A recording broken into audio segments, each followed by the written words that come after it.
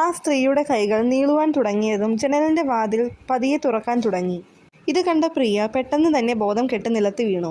ഈ സമയം പുറത്തുപോയ പ്രിയയുടെ അച്ഛനും സുഹൃത്തുക്കളും തിരികെ വന്നപ്പോൾ ഗേറ്റ് തുറന്നു കിടക്കുന്നത് കണ്ട് ദീപു അവിടെ നിന്ന് രക്ഷപ്പെട്ട് റീയൂണിയന് പോയെന്നുറപ്പിച്ചു. വീട്ടിലേക്ക് പ്രവേശിച്ച് അവർ കണ്ട കാഴ്ച പ്രിയ ബോധം കെട്ട് കിടക്കുന്നതായിരുന്നു.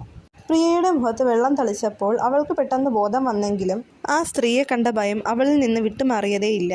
അപ്പോൾ ഈ സമയം തേക്കടിയിലെ ആ റിസോർട്ടിൽ ദീപവും ജോഷിയും കൂടെ ആനിയെക്കുറിച്ചുള്ള സത്യം ആദർശിനെ അറിയിക്കുവാനായി അവരുടെ റൂമിലേക്ക് ചെന്നു. അവരെ കണ്ട ആനി വളരെ കാര്യത്തോടെ കോളേജിൽ നടന്ന പഴയ കാര്യങ്ങളെല്ലാം ഓർത്തെടുക്കുകയും സംസാരിക്കുകയും ചെയ്തു. എന്നാൽ ദീപവും ജോഷിയും ആനി പറയുന്നതൊന്നും ശ്രദ്ധിക്കുന്നുണ്ടായിരുന്നതേയില്ല. അവർ മറ്റേതോ ലോകത്തായിരുന്നു.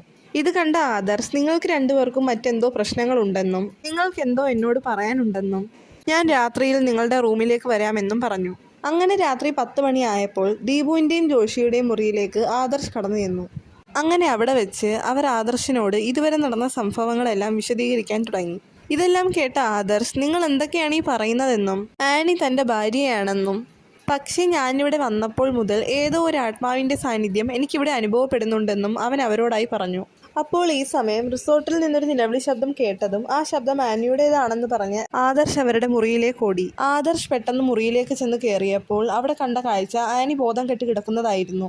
ആദർശ് പെട്ടെന്ന് അവളുടെ ദേഹത്ത് വെള്ളം തളിച്ച് അവളെ എഴുന്നേപ്പിച്ചിരുത്തി എന്താണ് കാര്യമെന്ന് ചോദിച്ചപ്പോൾ അവൾ പറഞ്ഞത് അവൾ കുളിക്കാനായി ബാത്റൂമിലേക്ക് കയറിയപ്പോൾ അവളുടെ അതേ രൂപവും അതേ വസ്ത്രവും ധരിച്ച ഒരു സ്ത്രീ അവളെ നോക്കി ചിരിക്കുന്നത് കണ്ടാണ് അവൾ ബോധം കെട്ട് വീണതെന്ന് അവൾ പറഞ്ഞു.